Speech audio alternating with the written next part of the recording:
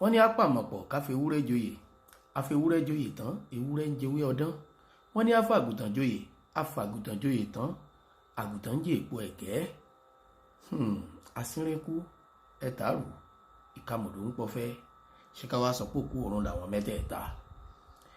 a máa dùn mí bí n bá bá ẹgbẹ́ òṣèré àwọn tí àjọ ń jẹ́ amúlùúdùn tàbí kí n sọ pé àwa tí àwọn èèyàn rí bí àwòkọ́ṣe àwọn táwọn èèyàn ń wò tí wọ́n fi ń kọ́gbọ́n tí wọ́n fi ń kẹ́kọ̀ọ́ tí n bá wá rí wa nídìí ìbàjẹ́ ó mọ̀ ń dùn mí jọjọ o kì í ṣe pé mo mọ̀. ẹ̀yin tèmi popular yorùbá movie actor Òjó Àjàǹbàdàn ó ti jáde wá àdírẹ́sì ọ̀rọ̀ tí ó ń ṣẹlẹ̀ lẹ́ẹ̀rin Ibrahim Yekini Ìtẹ̀lẹ̀ Austin Emmanuel pẹ̀lú Kẹ́mi Tíì tí a mọ̀ sí Sídí. Ó sọ̀rọ̀ gidi gan nínú fọ́nrán yìí.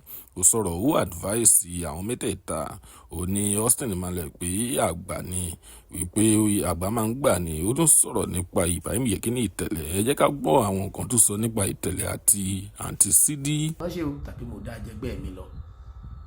Ibrahim Yekini Ìtẹ̀lẹ̀,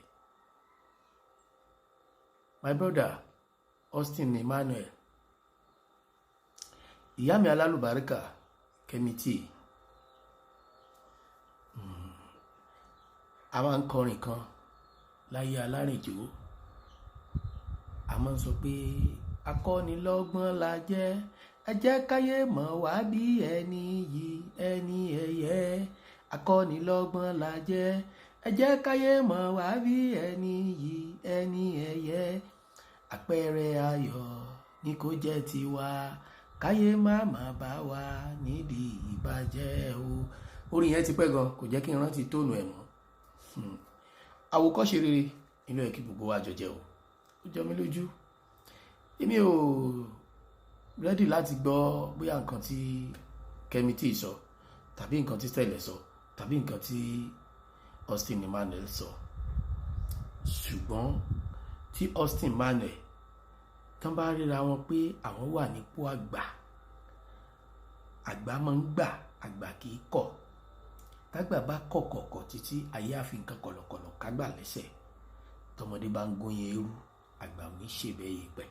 àti pé ibi tá a bá ti ń jẹun bí èkó kò yẹ ká sọ̀rọ̀ kẹlẹ̀ bẹ́ẹ̀ kò sí nǹkan kan tó fi ń dágbà mọ́ kò ń ṣọjọ́ orí kò ń ṣe owó nígbà míì làákàyè ló fi máa ń dágbà mọ́.